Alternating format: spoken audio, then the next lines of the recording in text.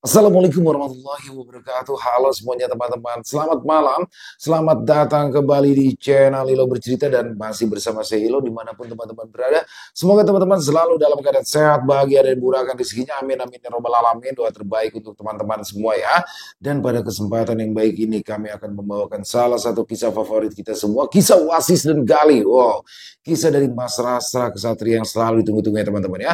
Tapi sebelum kita masuk ke dalam kisahnya, buat teman-teman yang mungkin baru bergabung atau yang sudah lama bergabung tapi ternyata lupa nih, belum diklik tombol subscribe, yuk bisa diklik tombol subscribe, jangan lupa lonceng notifikasinya juga dinyalakan agar teman-teman selalu mendapatkan notifikasi dari konten-konten yang akan kami upload di setiap harinya.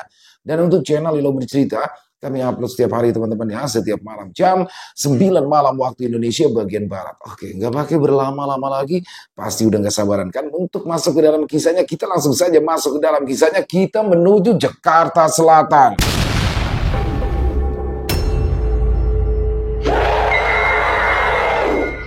Guna-guna untuk memborong proyek. Kisah Wasis dan Gali.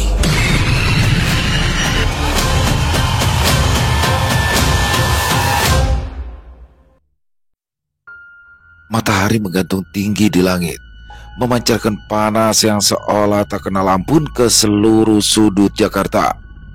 Aspal jalanan berkilat, menguapkan udara panas yang bergulung-gulung seperti asap tipis membuat pandangan bergetar.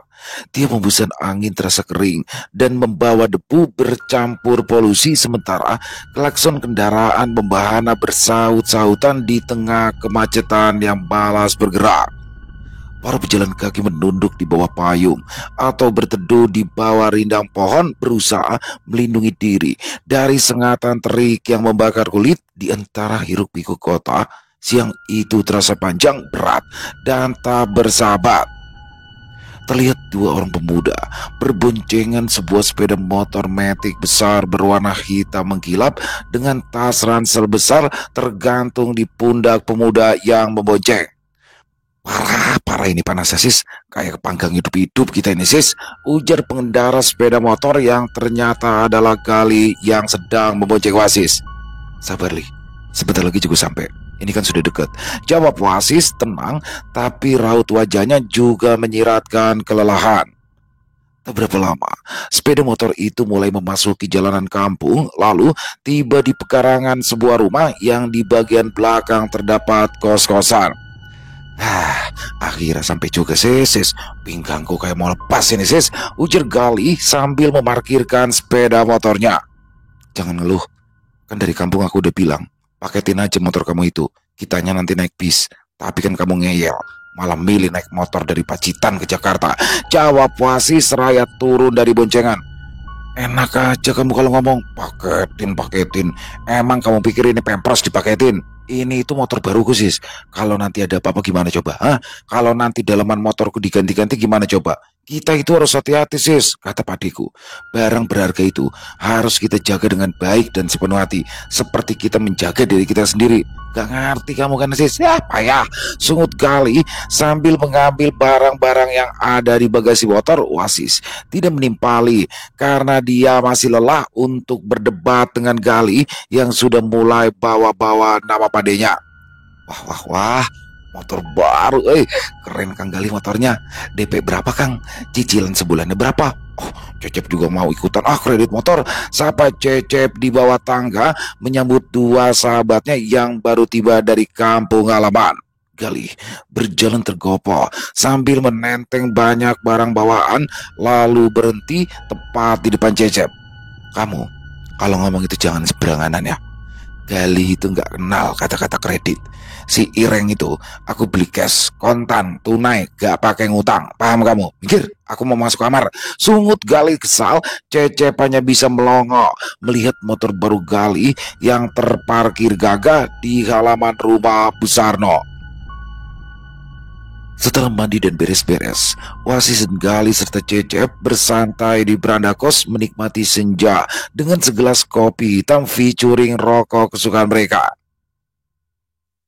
Kamu pulang ke Sukabumi berapa lama, Cep? Tanya Wasis memulai obrolan. 3 hari aja, Kang. Soalnya di Tangerang di rumah teteh saya kemarin ada acara, jawab Cecep sambil menyeruput kopi hitamnya. Alhamdulillah ya, Lebaran ini kita bisa mudik semua. 2 hari lagi kita mulai aktivitas kerja lagi. Kita harus semangat. Sambung Wasis Raya tersenyum. Yo pasti semangat dong sis. Kan ada si Ireng sekarang. Pasti tambah semangat dong kalau aku mah. Saud Gali yang memberikan nama untuk motor barunya itu dengan sebutan Ireng. Kang Gali mah hebat. Kerja baru sebentar sudah bisa beli motor baru cash. Salut saya sama Kang Gali. Ujar Cecep dengan mata berbinar menatap Gali. Cecep, semua orang pasti bisa kayak aku, termasuk kamu. Kata padeku, kita itu cuma butuh doa dengan penuh keyakinan dan usaha kerja keras tanpa kenal lelah. Dan kata-kata padeku itu, aku tanamkan di dalam kepalaku dan juga hatiku. Jawab Gali dengan mimik serius sambil menatap tajam ke arah Cecep. Wasis hanya senyum-senyum sendiri kalau mendengar kata-kata Gali barusan. Doa kamu memang gak pernah putus ya, Le. Termasuk usaha dan kerja keras kamu ngerayu sampai ngambek-ngambek. Minta sama bapak ibumu. Akhirnya berhasil ya. Sambung Wasis yang tak kuasa menahan tawa karena dia tahu persis bagaimana Gali tantrum di Pacitan meminta dibelikan motor baru. Wah, ternyata dibeliin sama bapaknya ya Kang Gali. Cecep pikir mah Kang Gali beli pakai uang sendiri. Saud Cecep yang rasa kagumnya seketika buyar. Jancok kamu sis, pakai buka kartu di depan si Cecep.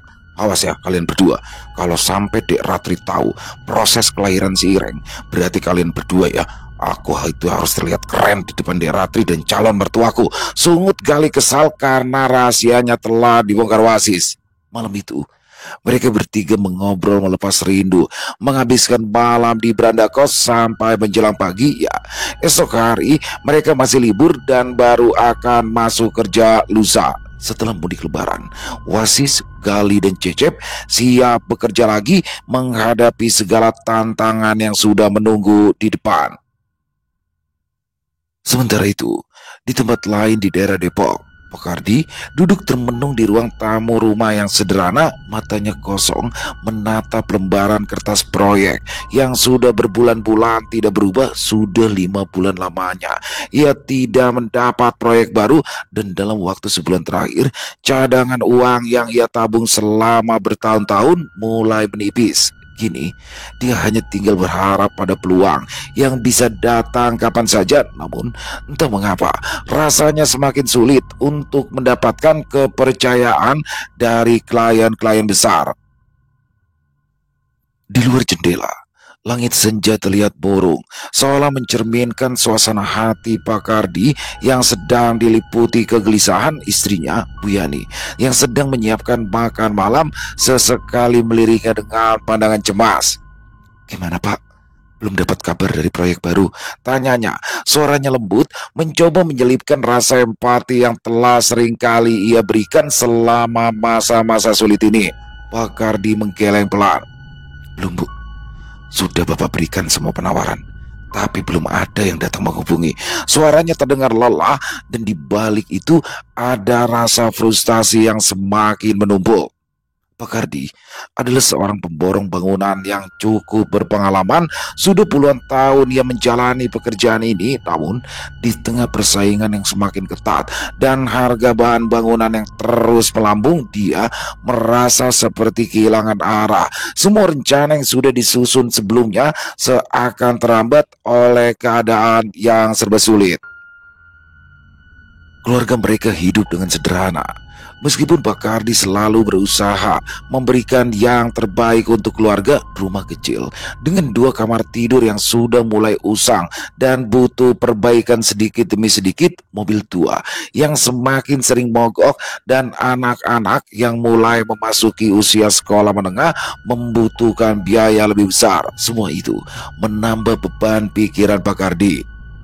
Anaknya yang pertama, Adi, baru saja memasuki SMA. Dia sudah mulai menunjukkan bakat di bidang seni, tetapi biaya kursus dan alat-alat seni yang diperlukan semakin memberatkan. Sementara itu, anak bungsunya, Lila, yang baru berusia 8 tahun, selalu tampak ceria meskipun seringkali melihat kekhawatiran di wajah kedua orang tuanya.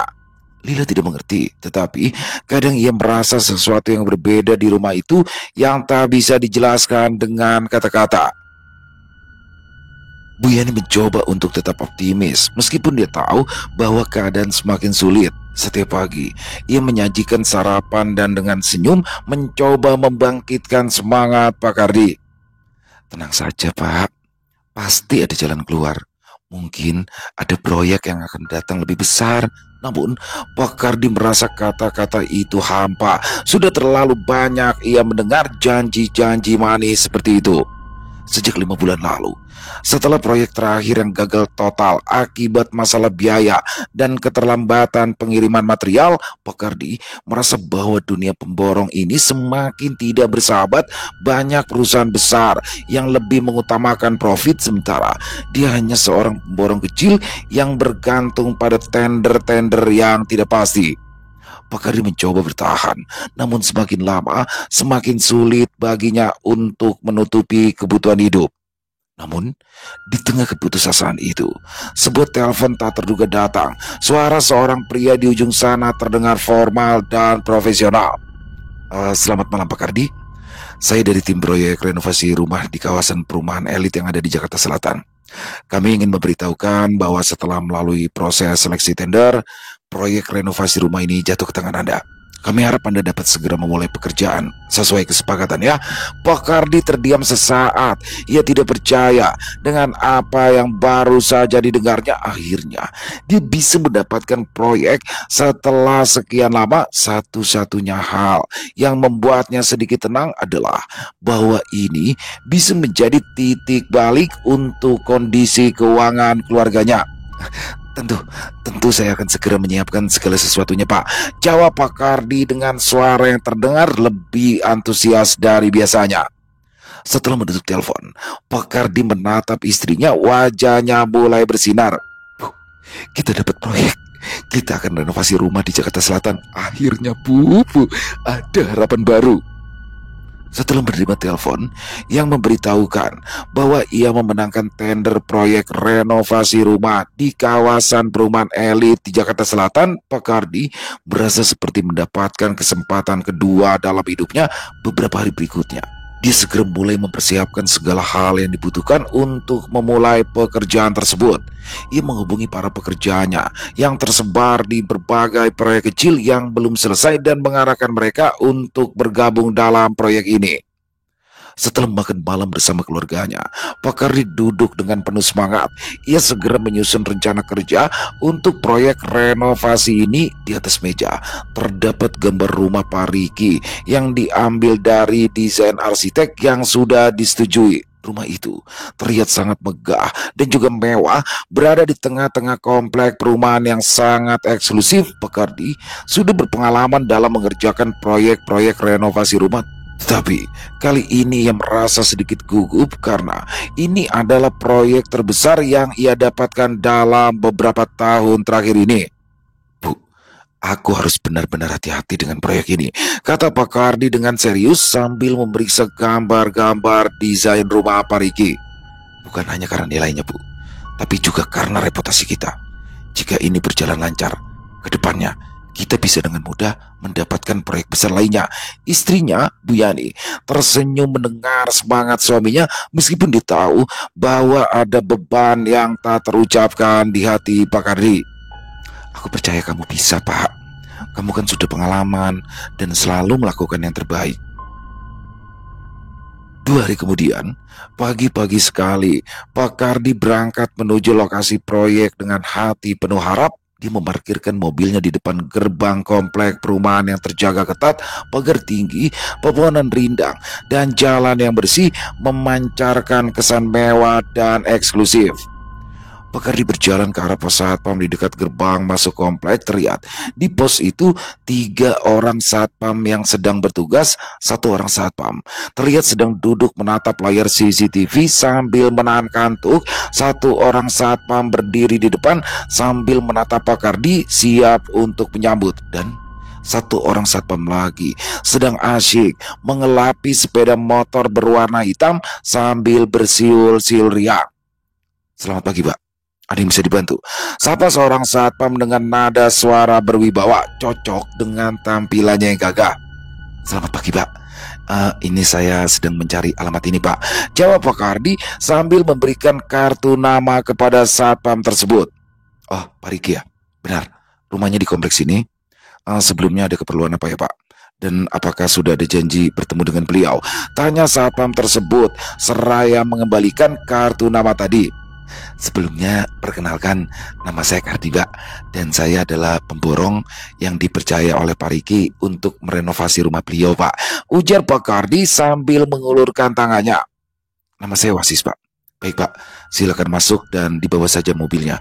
Kebetulan tadi Pak Riki juga sudah berpesan kepada kami," jawab Wasis sambil menjabat tangan Pak Kardi lalu memberitahukan arah menuju rumah Pak Riki. Tak lupa kartu identitas milik Pak Kardi ditaruh di pos jaga. "Siapa itu, Sis?" ujar satpam yang satunya sambil memeraskan nebo di tangannya. "Tamu Pak Riki yang mau mengerjakan proyek renovasi rumahnya," jawab Wasis sambil melirik ke arah tangan Gali yang basah. "Wah, harus dapat duit kita ini dari dia. Kan dia dapat job gede, Sis." "Tenang, nanti biar aku yang urus kalau dia mau pulang, Sis," jawab satpam itu yang ternyata adalah Gali. Kemudian dia kembali lagi mengelapi sepeda motornya yang padahal sudah terlihat bersih, membuat Wasis hanya geleng-geleng kepala. Setelah tiba di depan rumah Pak Riki, Pak Kardi keluar dari mobil. Kemudian dia memandangi rumah yang akan ia kerjakan nantinya. Rumah itu berdiri kokoh dengan arsitektur modern yang mengesankan. Namun, meskipun rumah ini terlihat luar biasa, ada kesan kesendirian yang kuat di sekelilingnya. Rumah itu terletak agak jauh dari rumah-rumah lain di komplek tersebut. Dengan halaman yang sangat luas dan dipenuhi tanaman yang tumbuh liar, halaman yang tidak terawat itu memberikan kesan bahwa rumah ini jarang dihuni meski desainnya sangat-sangat mewah. Setibanya di depan pintu, Pak Kardi disambut oleh Pak Riki, sang pemilik rumah. Pak Riki terlihat masih muda, mungkin sekitar 40 tahunan, dengan tubuh tegap dan pakaian yang selalu rapi. Senyumannya ramah, namun ada sesuatu yang misterius di matanya. Dia mengajak Pak Kardi untuk masuk dan membahas rencana kerja lebih lanjut. "Pak Kardi, saya senang sekali bisa bekerja sama dengan Anda. Saya percaya Anda akan melakukan pekerjaan ini dengan baik," kata Pak Riki sambil menyalami Pak Kardi. "Ini rumah saya, dan saya berharap Anda bisa berenovasinya sesuai dengan gambar yang telah kami buat."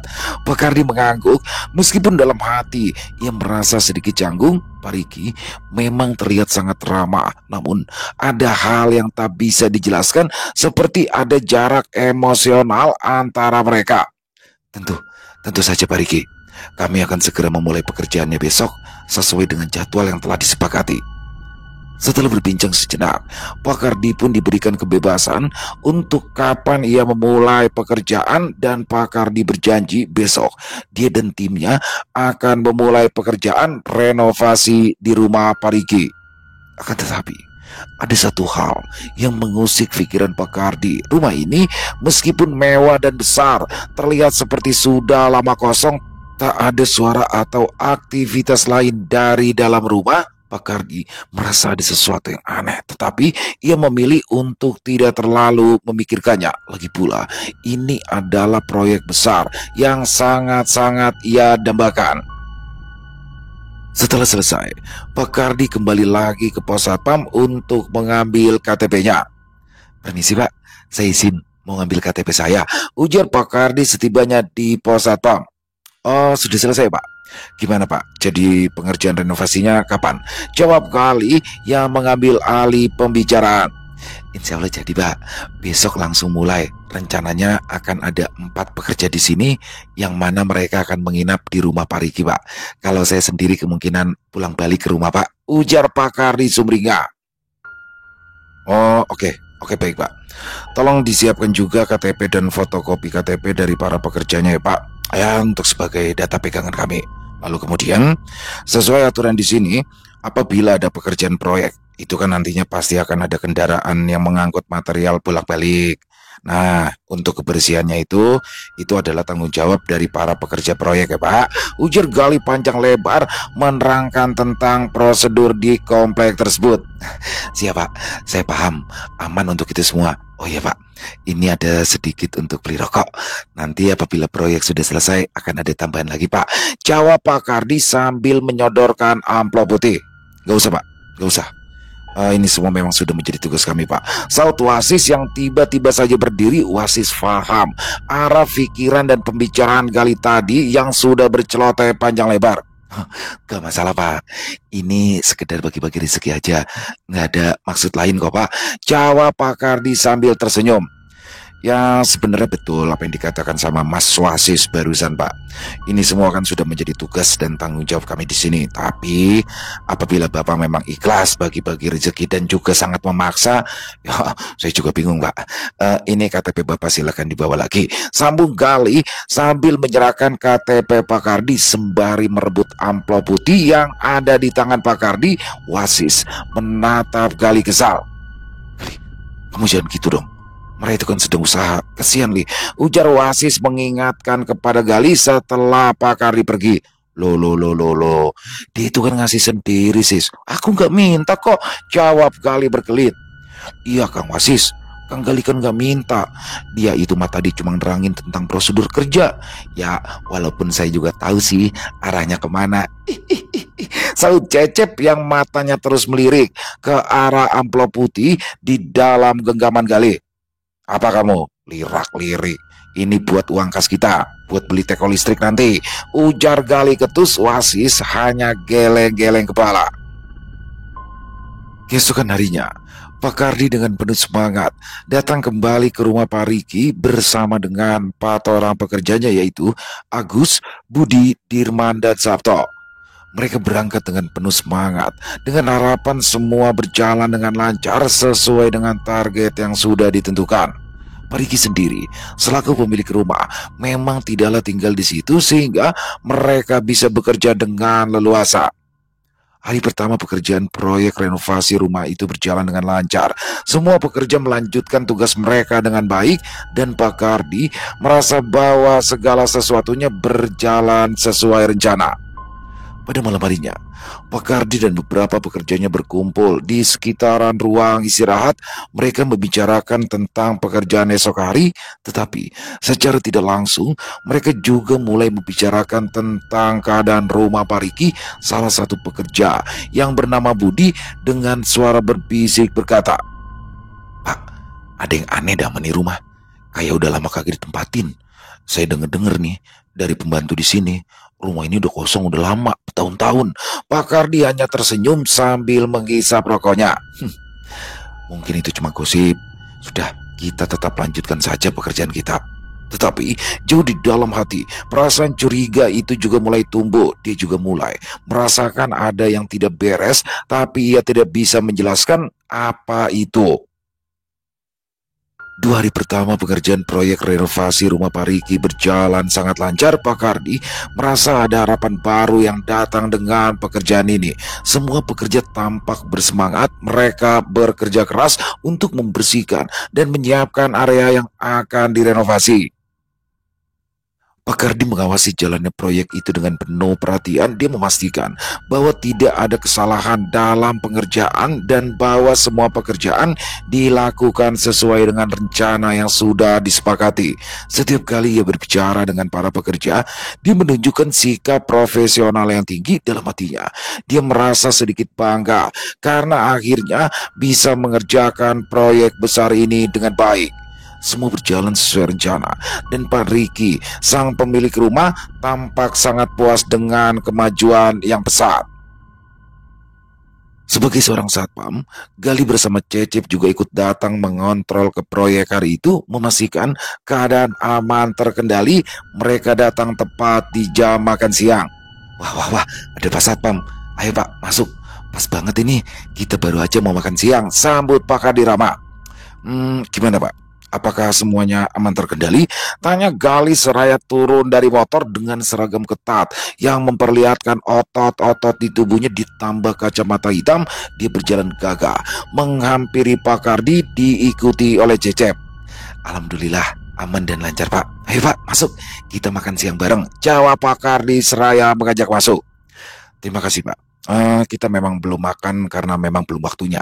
Jawab Gali mencoba menjaga sikap yang disambut sikutan tangan dari Cecep yang kesal karena Gali menolak ajakan makan. Apa Cep? Dibungkus? Kamu itu nggak boleh celamitan gitu Cep. Sebagai seorang satpam profesional, kita itu datang ke sini untuk memastikan keadaan aman, bukan malah minta makan sama rokok. Ujar Gali tiba-tiba yang membuat Cecep melongo dengan mata membulat dan mulut menganga. Waduh, siapa yang ngomong begitu, Kang? Perasaan Cecep. Di sini, Cecep menggantung kalimatnya karena kakinya diinjak oleh Gali. Pak Kardi yang paham akan situasi itu hanya tersenyum lalu memberikan kode pada anak buahnya untuk membawakan bungkusan yang memang sudah dipersiapkan. Ini Pak, tolong diterima untuk makan siang dan ada rokoknya juga 3 bungkus. Jaga bertiga kan ya Pak? Ujar Pak Kardi tersenyum seraya menyerahkan bungkusan plastik berwarna merah berisikan 3 bungkus nasi padang dan 3 bungkus rokok. Waduh, jadi ngerepotin ini. Kamu lain kali jangan begitu lagi ya Cep. Saya kan jadi malu ini sama Pak Kardi. Ujar Gali sambil menatap Cecep setengah berkedip. Tapi tangannya menerima bungkusan dari Pak Kardi, Cecep hanya bisa diam menahan sebal. Setelah berpamitan, Gali dan Cecep bergegas pergi kembali ke pos jaga. Tapi di situ, Gali yang memang juga peka terhadap hal-hal gaib merasakan ada yang aneh di rumah Pak Riki. Dia sempat berhenti sejenak menatap ke arah rumah yang sedang direnovasi itu, lalu kemudian beranjak pergi. Pak Kardi sendiri merasa semuanya sudah beres dan berjalan sesuai dengan rencananya. Namun, meskipun semuanya terlihat berjalan lancar di permukaan, ada sesuatu yang terus mengganjal di hati Pak Kardi. Dia mulai merasakan ketegangan yang tak terucap di antara para pekerjanya. Beberapa kali dia mendengar mereka berbicara dengan suara pelan seakan ada sesuatu yang mereka coba sembunyikan. Pak Kardi mengabaikan hal ini. Dia berusaha untuk tetap fokus pada pekerjaan, tetapi rasa curiga itu semakin mengganggunya. Hari pertama dan hari kedua berlalu tanpa insiden besar.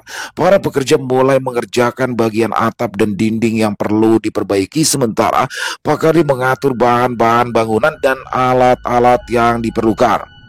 Suasana di dalam rumah Pak Riki tetap sepi. Dengan hanya suara pekerjaan berat yang terdengar, rumah itu terasa sangat sunyi, seolah-olah tidak ada kehidupan di dalamnya selain mereka yang bekerja. Di malam harinya, setelah pekerjaan mereka selesai, Pak Kardi dan beberapa pekerja berkumpul di ruang tamu. Mereka duduk sambil menikmati kopi dan berbicara tentang proyek yang sedang dikerjakan. Beberapa pekerja mulai membuka pembicaraan tentang hal-hal yang tidak biasa di rumah Pak Riki. Budi, salah satu pekerja muda yang sudah lama bekerja dengan Pak Kardi, dengan suara pelan ia berkata, "Pak, beneran dah, ada yang aneh kayak nyaman di rumah. Saya kok ngerasa ya kalau lagi kerja kayak ada yang ngawasin." Pak Kardi menatap Budi sejenak, mencoba menilai apakah itu hanya omong kosong yang sering terjadi di kalangan pekerja atau apakah memang benar ada yang tidak beres. "Maksudmu apa toh Bud?" tanya Pak Kardi berusaha terlihat tenang meskipun rasa curiga mulai tumbuh. "Ya kagak tahu juga sih Pak ya. Ya tiap hari kalau lagi kerja, saya tuh ngerasa kalau udah ngintip aja. Saya pernah ngeliat bayangan Pak di jendela di lantai atas. Nah, waktu saya cek, kagak ada siapa-siapa," jelas Budi dengan suara pelan. Pak Kardi mengerutkan kening. "Mungkin kamu cuma kecapean. Kita semua akan bekerja keras. Dah, jangan biarkan hal-hal seperti itu mengganggu pekerjaan kita. Dan satu lagi nih Pak, saya juga denger nih dari pembantu, yang rumahnya di ujung di sini ada gosip kalau Pak Riki katanya make nih rumah bakal praktek pesugihan Pak. Pantes saja ya rada angker," ujar Budi lagi. "Hus, kamu kalau ngomong itu dijaga Bud. Kalau sampai kedengeran sama yang punya kan bisa repot urusannya," sanggah Pak Kardi sambil kepalanya menoleh ke kanan dan ke kiri takut ada yang mendengar. Meskipun begitu, kata-kata Budi barusan terngiang di pikiran Pak Kardi. Dia merasa ada benarnya juga. Rumah ini memang terasa aneh, suasananya yang terlalu sepi. Namun Pak Kardi berusaha untuk menepis rasa cemas itu dan kembali fokus pada pekerjaan. Hari kedua memang berakhir tanpa insiden yang mencolok, tapi Pekardi dan para pekerja tahu ada yang tidak beres dengan rumah itu. Hari ketiga pun dimulai. Suara gerinda beradu dengan beton mengisi udara siang itu. Agus mengelap peluh di dahinya. Ia lalu menoleh ke arah Budi yang sedang membongkar kusen pintu di ujung lorong rumah. Rumah besar yang terletak di sudut perumahan elit itu tampak sudah lama tak berpenghuni. Cat temboknya banyak yang terkelupas, aroma apek masih melekat meski semua jendela sudah dibuka. "Put, ini rumah punya orang kaya kan?" tanya Agus sambil merapikan kabel listrik portabel. "Ya katanya begitu, cuma dia mah jarang tinggal di mari, rumahnya banyak." Agus mengangguk. Dia menoleh ke tangga kayu besar yang melingkar ke arah lantai 2. Di balik diamnya itu, rumah itu terasa salah. Jam sudah menunjukkan pukul 2 siang ketika mereka mulai membersihkan kamar utama di lantai 2. Cat dinding kamar itu berwarna biru pudar dan ada cermin besar di pojok ruangan. Budi yang sedang menyapu reruntuhan plester ketika Agus memanggil pelan. "Put, put, cerminnya kayak gerak-gerak, aneh deh." Budi menoleh. "Aneh bagaimana sih?" "Itu barusan gue lihat ada bayangan lewat, tapi bukan lu, bukan gue juga." Budi mendekat. Mereka berdua menatap cermin besar yang berdiri tegak di pojok. Tak ada apa-apa selain bayangan mereka berdua. "Mungkin tuh bayangan lu sendiri kali, Gus. Udah sore, capek, halu lu," ujar Budi sambil menepuk pundaknya. Agus tertawa kecil tapi matanya terlepas dari cermin itu. Mereka pun lanjut bekerja. Tapi kejadian berikutnya membuat keduanya terdiam cukup lama. Saat Budi menarik papan triplek di bawah jendela, terdengar bunyi ketukan dari dalam dinding. Mereka saling berpandangan. "Gus, lu denger kagak?" tanya Budi dengan suara pelan. Agus mengangguk. "Iya, suara ketukan 3 kali, jelas banget." Budi menempelkan telinganya ke dinding. Sunyi. "Apa gue bongkar aja kali sekalian ya?" Dengan palu dan linggis, Budi membuka dinding plester itu. Di baliknya hanya ditemukan ruang kosong kecil seperti rongga antara dinding luar dan dalam. Tapi ada sesuatu di sana, sebuah boneka. Bukan boneka biasa, tapi semacam boneka manusia dari kain goni lusuh dengan wajah dilukis hitam dan jarum-jarum yang tertancap di kepalanya. Agus mundur selangkah. "Sumpah, serem banget. Itu serem banget, Bud." Budi mengangkat boneka itu, rasanya dingin. "Ngapain ada beginian di sini ya? Ini kan rumah keluarga orang kaya, bukan tempat sirkus. Taruh aja di luar, di ember atau apalah," kata Agus mulai tak nyaman. Budi meletakkan boneka itu di luar kamar. Mereka lanjut bekerja meski perasaan kini mulai tidak tenang. Menjelang sore, saat matahari sudah miring ke barat, Agus turun ke bawah untuk mengambil air minum. Saat ia melintasi ruang tengah, dia melihat seorang wanita yang berdiri membelakanginya di depan cermin ruang tamu. Rambutnya panjang sampai ke pinggang, memakai dasar lusuh. "Permisi, Bu," Agus memanggil. Wanita itu tak menoleh. "Misi, Bu. Ibu siapa ya?" Agus maju 1 langkah, tapi wanita itu tetap diam. Agus mengedipkan mata dan sekejap kemudian wanita itu menghilang di depan cermin. Hanya ada bayangan Agus sendiri. Dia langsung berlari naik lagi ke atas, wajahnya pucat. "But, barusan gue liat cewek di bawah terus hilang." Budi mengerutkan alis. "Serius lu, Gus? Gue juga perasaan gue udah kagak enak sih di tadi. Pokoknya habis kerjaan kita cabut." Mereka bekerja dalam diam, cepat-cepat menyelesaikan tugas. Tapi saat Budi masuk ke kamar mandi untuk memeriksa keramik, terdengar suara jeritan. Agus berlari masuk. Ngapa lu?" Budi berdiri di depan cermin kamar mandi, wajahnya pucat. "Tadi gua ngaca, tapi yang di cermin mukanya bukan muka gue." "Maksud lu gimana?" "Mukanya hancur, Gus. Separuh kayak melepuh, matanya putih semua. Tapi bajunya kayak baju gua. Lalu dia tersenyum sama gua." Agus menarik napas dalam. "Wah, udah gak bener ini. Kita cabut." Kita cabut sekarang. Mereka lalu membereskan alat cepat-cepat menuruni tangga. Tapi saat sampai di bawah, tiba-tiba semua pintu tertutup rapat. Padahal sebelumnya dibuka untuk ventilasi. Jendela juga terkunci dari dalam. Bahkan pintu utama yang tadinya mereka biarkan terbuka sekarang tertutup dan gagangnya dingin seperti logam beku. Gila, kita kekurung, desis Agus. Mereka mencoba mencokel pintu, tapi suara dari atas membuat mereka berhenti. Langkah kaki berat, pelan, lalu suara kursi yang diseret. Bud, lu denger kagak, Bud? Ya, suara di kamar atas. Mereka menatap ke arah tangga, dan di atas sana, di puncak tangga, wanita itu berdiri lagi. Kali ini wajahnya tampak, kulitnya pucat keabu-abuan, matanya hitam legam, mulutnya robek sampai ke pipi dan rambutnya menutupi sebagian wajah. Dia hanya berdiri tidak bergerak, tapi sorot matanya menusuk. Agus menarik Budi.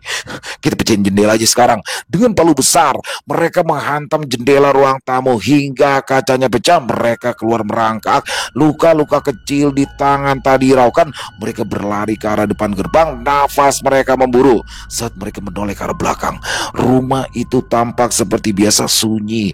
Tak ada siapa-siapa, tapi boneka Goni itu kini ada di jendela menatap mereka. Akibat kegaduhan yang terjadi, para pekerja lainnya juga ikut keluar dari rumah dan Pak Kardi pun segera keluar dari rumah milik Parige. Agus, Budi, ada apa? Kenapa kalian berdua teriak-teriak begitu? Tanya Pak Kardi terengah-engah.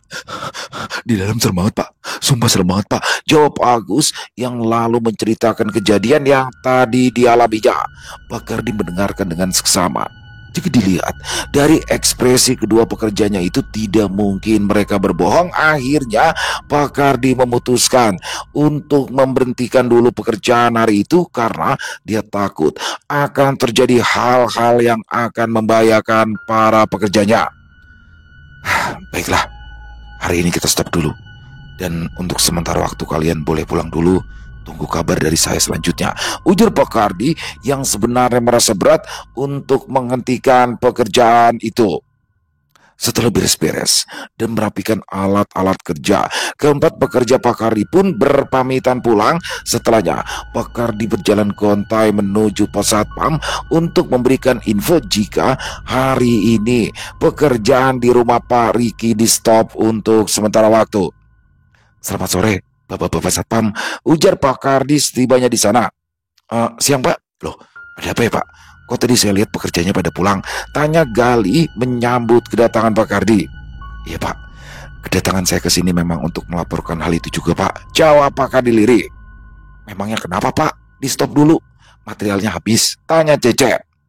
Setelah dipersilakan duduk, Pak Kardi pun segera menceritakan tentang kejadian yang barusan terjadi di rumah Pak Riki, tempat dia dan anak buahnya bekerja. Wasis, Gali dan Cecep mendengarkan dengan seksama.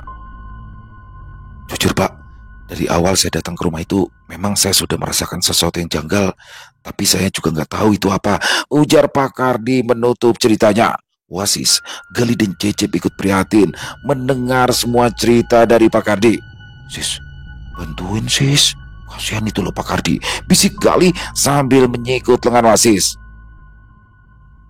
Sebelumnya juga saya mohon maaf ini Pak, bukannya saya menuduh ya, tapi dari beberapa info yang saya dengar dari pekerja saya yang didapat dari pembantu sekitaran komplek, katanya Pak Riki itu, sebelumnya sekali lagi saya bukan menuduh ya Pak, katanya Pak Riki melakukan ritual pesugihan di rumah itu hingga membuat rumah itu angker. Apa benar begitu ya Pak? Tanya Pak Kardi pada ketiga satpam itu. Kalau saya pribadi belum tahu hal itu Pak. Dan selama saya bertugas di sini, rumah itu aman-aman saja. Memang Pak Riki sendiri jarang ke rumah itu karena memang itu bukan rumah utamanya.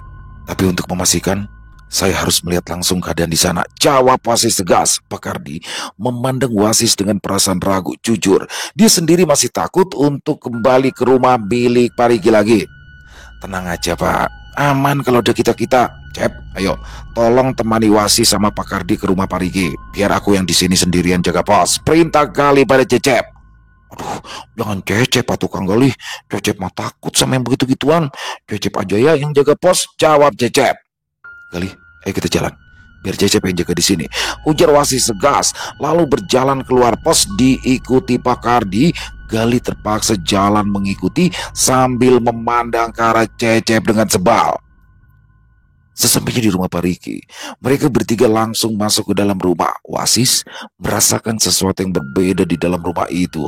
Dia menatap ke sekeliling, mencoba mencari sumber kekacauan yang ada di rumah itu. Seketika, pandangannya berhenti di sebuah tangga yang mengarah ke lantai 2. "Lih, kamu jaga di sini sama Pak Kardi. Aku naik sebentar ke atas," ujar Wasis, matanya terlepas dari anak tangga di ujung sana. "Sis, jangan lama-lama, Sis. Awalnya kayak enak banget ini," saut Gali sambil mengedarkan pandangannya. Wasis melangkah pasti menaiki anak tangga dengan sikap waspada, sementara Pak Kardi merapatkan tubuhnya ke arah Gali karena mulai dicekam ketakutan. Sesampainya di lantai atas, Wasis mengedarkan pandangan lagi, memeriksa setiap bagian rumah. Dia tersenyum sinis ketika sudah mengetahui jika ada sosok makhluk yang sedang berdiri di sudut ruangan. Wasis segera memilih tempat yang agak bersih, lalu ia duduk bersila untuk segera beraga sukma. Langit di atas Wasis berubah menjadi gelap, bukan karena malam, tapi karena tirai gaib yang memisahkan dunia manusia dari dunia tak kasat mata kini telah terbuka. Angin berembus aneh, berputar-putar seperti pusaran, suara lolongan menggema. Meski tak ada satupun makhluk yang terlihat di tengah medan kosong berdebu itu, Wasis berdiri, siap menghadapi ancaman yang dikirim bukan hanya dari dunia lain, tetapi juga dari hati manusia yang penuh iri dan juga dendam. Sosok itu muncul dari kabut hitam. Kepalanya terlihat seperti kerbau bertanduk panjang melengkung tajam ke atas, matanya menyala merah. Tubuhnya tegap besar setinggi 2 kali manusia dewasa, dilapisi kulit keras menyerupai baja yang berlapis tanah kering dan darah. Nafasnya berat, berembus panas, suara tapak kakinya mengguncang tanah. Wasis menyipitkan mata. Dia tahu ini bukan makhluk sembarangan. Makhluk ini bukan datang karena kebetulan. Makhluk ini diutus oleh siapa? Oleh dukun, suruhan orang yang merupakan pesaing dari Pak Kardi. Wasis melihat makhluk ini berkekuatan besar. Tak ingin mengambil resiko, Wasis segera merapal mantra dan tiba-tiba saja di tangannya sudah tergenggam sebilah pedang gaib yang memancarkan sinar kemasan. "Aku tidak akan membiarkan kamu mengganggu pekerjaan orang baik," ucap Wasis dingin. "Kau bisa kembali ke lubang tempatmu berasal, atau kau musnah di sini." Makhluk itu meraung tanpa memberi peringatan. Dia menerjang, tanduknya menukik seperti lembing maut. Wasis melompat ke samping, tubuhnya berputar di udara lalu menebaskan pedang gaibnya ke lengan makhluk itu. Bunyi logam bertemu dengan logam terdengar. Pedang yang membelah kulit keras itu menggores dalam hingga darah hitam menyembur. Makhluk itu mundur sejenak, lalu mengayunkan tangannya yang besar. Wasis sempat terpental, terempas ke tanah, tapi ia segera bangkit dengan lincah. Debu mengepul menutupi pandangan. Dari balik kabut debu, makhluk itu menyerbu lagi, kali ini dengan kekuatan penuh. Tapi Wasis sudah siap. Dia menancapkan pedangnya ke tanah, membacakan mantra cepat. "Sirah bumi, sirah angin, kukunci tapak musuh, kukunci jalur batin." Akar-akar hitam mencuat dari tanah, membelit kaki makhluk itu. Langkahnya terhenti. Dia mengaum marah, berusaha melepaskan diri, tapi semakin ia meronta, semakin kuat cengkraman akar itu. Wasis memanfaatkan momen itu. Dia melesat ke arah depan, pedangnya menyala terang, lalu ia menebas perut makhluk itu secara diagonal. Teriakan kesakitan menggema hingga langit gaib bergetar, tapi makhluk itu belum tumbang. Dari dadanya muncul api hitam, bukti bahwa sang dukun dari tempatnya bersemedi sedang memperkuat makhluk ini. Pesaing Pak Kardi dengan segala kelicikannya telah membayar mahal untuk ritual ini. Rumah yang sedang direnovasi harus gagal. Wasis menggertakkan gigi. "Kau bukan sekedar makhluk, kau dijadikan alat." Makhluk itu memutuskan akar gaib yang menahan kakinya, lalu menebas udara dengan cakar. Angin keras menyambar, memotong pohon-pohon di sekitar. Satu hantaman hampir mengenai dada Wasis, tapi dia menangkisnya dengan pedang. Energi ledakan menyambar, menghantam tubuh Wasis hingga terdorong mundur. Sukmanya luka, darah mengalir dari bibirnya, tapi semangatnya tak goyah. Dia berdiri, mengangkat pedang gaib tinggi-tinggi, mengumpulkan seluruh energi. Tanah bergetar, langit gaib bersinar, suara-suara tak terlihat berbisik di sekeliling, suara para leluhur. Makhluk itu melihat ke arah langit, seolah menyadari sesuatu, tapi sudah terlambat. Dengan kecepatan luar biasa, Wasis melompat, udara bergetar, cahaya kemasan meledak dari tubuhnya. Dia menebas dari atas ke bawah, menyentuh langsung ubun-ubun. Makhluk itu menembus tubuh hingga menyentuh tanah. Terdengar ledakan besar, tanah merekah. Makhluk itu berhenti bergerak, matanya padam, tubuhnya mulai retak, terbelah perlahan, lalu berubah menjadi pasir hitam yang tertiup angin gaib dan menghilang. Wasis berlutut, pedangnya terbenam setengah di tanah, nafasnya terasa berat namun hatinya lega. Alam gaib mulai merapat kembali, langit yang kelam perlahan memudar, tergantikan oleh langit senja dunia nyata. Wasis membuka matanya, dia sudah kembali ke ruangan di lantai atas rumah milik Parigi. Wasis turun kembali ke lantai bawah, disambut Gali dan Pakardi dengan tatapan penuh harap. "Gimana sis? Aman?" tanya Gali khawatir. "Sudah aman. Silakan, Pakardi besok mulai lagi pekerjaan renovasi rumah ini. Semuanya sudah aman," ujar Wasis dengan nafasnya yang masih terdengar berat. Beneran Pak Wasis sudah aman? Saya jujur masih takut Pak. Terutama saya takut dengan keselamatan para pekerja saya, tanya Pakardi yang terlihat masih ragu. "Insya Allah sudah aman Pak. Dan ini semua bukan tentang pesugihan seperti yang Bapak dengar. Ini semua tentang persaingan bisnis. Bisnis Pakardi sendiri. Tapi sudahlah, tidak usah difikirkan lagi, karena orang itu sudah mendapat balasan dari apa yang dia lakukan," ujar Wasis panjang lebar menjelaskan. "Terima kasih Pak Wasis atas segala bantuannya. Kalau begitu, besok saya akan mulai lagi pekerjaan di sini. Dan kalau terjadi apa-apa lagi, saya hubungi Pak Wasis ya," jawab Pakardi dengan senyum di wajahnya. "Tenang aja Pak, selama ada kita-kita dijamin aman," celetuk Gali sambil merangkul Wasis. Keesokan harinya, pekerjaan proyek di rumah Pariki pun dilanjutkan kembali.